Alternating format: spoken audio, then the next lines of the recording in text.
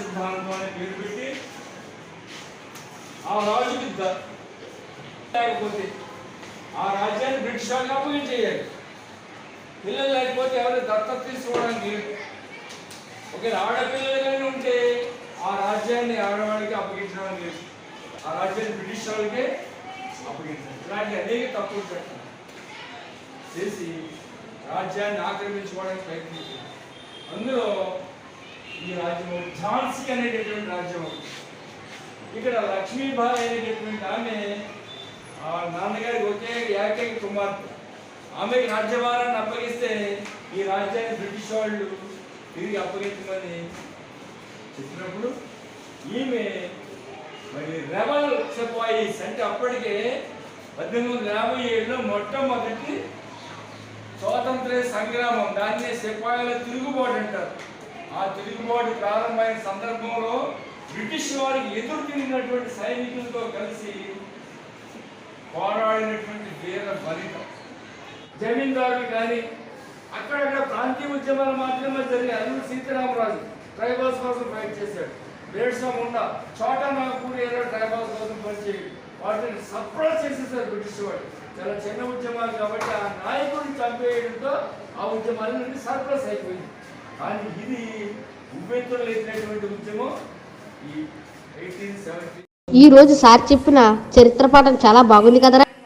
ఆ చరిత్ర పాఠాలు మనకెందుకు లేరా? చరిత్రలో భారతదేశాన్ని అగ్రస్థానంలో నిలిపేందుకు మన దేశానికి స్వాతంత్ర్యం అవసరం అని భావించి ఎందరో నాయకులు ఆలోచనలు చేశారు.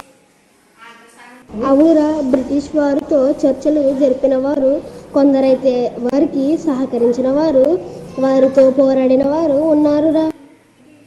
నిజమేరా, ఇలాంటి వీరుల గురించి తెలుసుకోవాలి, వారిని స్మరించుకోవాలి.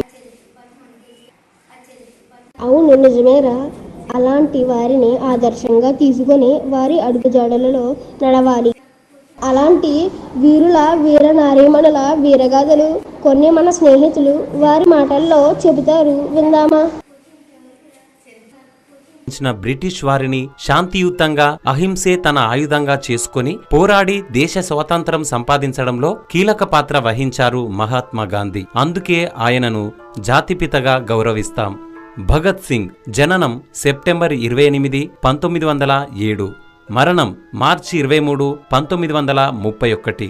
భారతదేశ స్వాతంత్రోద్యమంలో అతి తక్కువ వయస్సు అసువులు బాపిన వారిలో భగత్ సింగ్ ఒకరు. అతను 1928 Bhagat Singh Hindustan socialist Republican association తరపున పోరాటం జరిపాడు. హిందుస్థాన్ గణతంత్ర సంఘం హెచ్ఆర్ఏ ప్రముఖ సభ్యుడిగా లాలా లజ్పత్ రాయ్ మరణ ప్రతీకారం తీర్చుకునేందుకు 1929లో అతను కూడా బాంబు విసిరి పట్టుబడ్డారు. 116 రోజులు జైల్లో ఉన్నారు. 23 సంవత్సరాల వయసులో బ్రిటిష్ ప్రభుత్వం మరణశిక్ష విధించింది. సుభాష్ చంద్రబోస్ జననం జనవరి 23, 1897.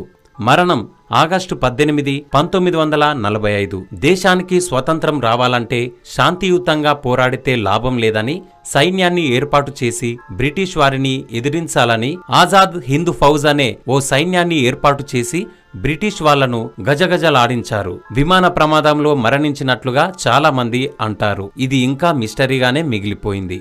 సరోజినీ నాయుడు జననం ఫిబ్రవరి 13, 1879. మరణం మార్చి 2, 1949. సరోజినీ నాయుడు భారతదేశం యొక్క నైటిగేల్ అని పిలుస్తారు. ఈమె కవి, స్వతంత్ర పోరాటంలో ఒక సామాజిక కార్యకర్త. ఆమె 1905లో బెంగాల్ విభజన నేపథ్యంలో సమయంలో రాజకీయాల్లో చేరారు. భారత జాతీయ కాంగ్రెస్ గవర్నర్ గా ఎన్నికయ్యారు. అలా ఎన్నికైన మొట్టమొదటి మహిళ ఆమె. భారతదేశ వివిధ ప్రదేశాలను దర్శించారు. సామాజిక సంక్షేమ ప్రసంగాలు చేశారు. 1917లో ఆమె మహిళల ఇండియన్ అసోసియేషన్ ప్రారంభించటానికి సహాయపడింది. ఝాన్సీ రాణి లక్ష్మీబాయి జననం నవంబర్ 19, మరణం జూన్ 17, 1858. స్వాతంత్రం కోసం పోరాడిన ధీరవనితల్లో ముఖ్యంగా చెప్పుకోవాల్సిన వారు ఝాన్సీ రాణి లక్ష్మీబాయి. రాణి లక్ష్మీబాయి శౌర్యంతో స్వాతంత్రం పట్ల భారతీయ పోరాటం ఇప్పటికీ ప్రసిద్ధి చెందింది. ఆమె ధైర్య సాహసాలు వర్ణించడానికి మాటలు సరిపోవు. మరాఠా రాణి పాలించిన ఝాన్సీ రాష్ట్ర 1857 మొదటి స్వేచ్ఛా తిరుగుబాటు. 1858 సర్హగ్ రోజులో మొట్టమొదటి ప్రముఖ మహిళ రాణి లక్ష్మీబాయిని తమ రాజ్యం అప్పగించాలని బ్రిటిష్ వారు హుకుం జారీ చేయగా దానికి వ్యతిరేకిస్తూ పోరాటం ప్రకటించి బ్రిటిష్ వారిని ముప్పతిప్పలు పెట్టించింది. స్వతంత్రం కోసం పోరాడిన వీర వనితగా చరిత్రకెక్కింది. డాక్టర్ బాబాసాహెబు అంబేద్కర్. జననం ఏప్రిల్ 14, 1891. మరణం డిసెంబర్ 6, 1956. డాక్టర్ బాబాసాహెబు అంబేద్కర్ సామాజిక విప్లవం మరియు ఆధునిక భారతదేశంలో ఒక ముఖ్యమైన పాత్ర పోషించిన వ్యక్తి.